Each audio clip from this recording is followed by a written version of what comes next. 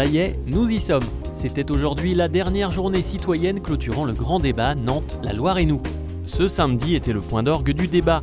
5 sites de la métropole, Couëron, Rezé, Saint-Sébastien-sur-Loire et 2 sites nantais réunissaient plus de 260 citoyens profanes, c'est-à-dire qui n'avaient pas encore pris part au débat. Ce débat a permis à des acteurs organisés, des entreprises, des associations, des collectifs, de s'exprimer sur la Loire et ses perspectives. Mais je tenais absolument que les habitantes et les habitants eux-mêmes puissent exprimer leur point de vue. C'est l'objectif principal de la journée d'aujourd'hui. Les citoyens discutaient et prenaient position individuellement sur les grandes orientations possibles. Je suis très attachée à ma ville, Nantes, et je pense qu'il y a beaucoup à développer autour de la Loire, notamment en termes d'écologie, en termes de moyens de transport comme le vélo. Je trouve ça très intéressant d'associer les personnes, les citoyens et aussi les gens extérieurs à discuter sur l'évolution de leur ville, sur son histoire et puis aussi à pouvoir participer à l'élaboration de son avenir. C'est enrichissant de voir que beaucoup de personnes finalement prennent en valeur ce fleuve, cette ville, et il y a tellement de choses à faire ensemble, et c'est une richesse qu'il faut soulever finalement pour l'avenir. J'attends de cette journée des échanges nombreux, d'avoir des points de vue divergents sur beaucoup de sujets et être vraiment foisonnant en termes d'idées. Avoir un débat sur tout ce qu'on peut faire, sur le franchissement de la Loire surtout, parce que c'est ça qui est intéressant.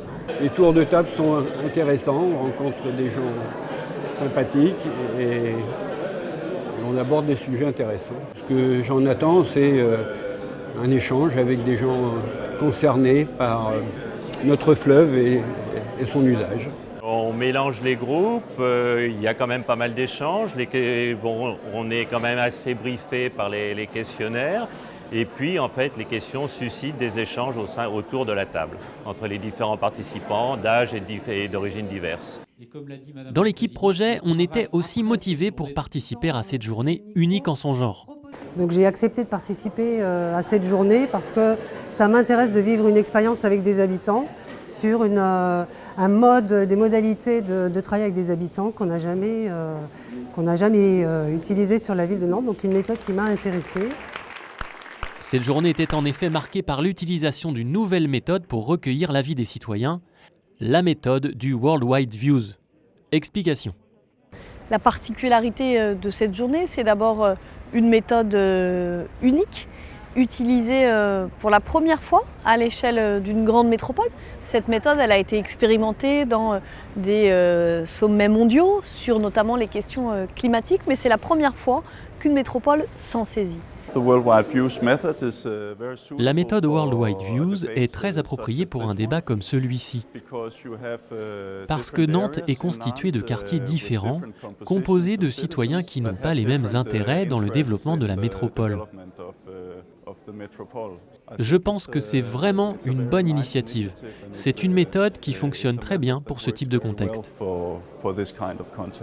Et ça permet à des citoyens de vivre exactement la même journée, c'est-à-dire de recevoir les mêmes informations, d'avoir les mêmes temps d'échange entre eux aux tables et ensuite de prendre position individuellement sur des questions qui leur sont posées. Là, c'est la première fois qu'on utilise ça pour faire des comparaisons de résultats à l'échelle d'une agglomération.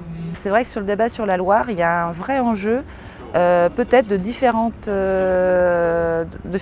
approches quand on est au Sud-Loire, au Nord-Loire, aussi quand on est dans des pratiques plutôt urbaines ou plutôt rurales ou périurbaines. Et ça peut être intéressant, on va voir s'il y a des différences de points de vue qui s'expriment entre les sites.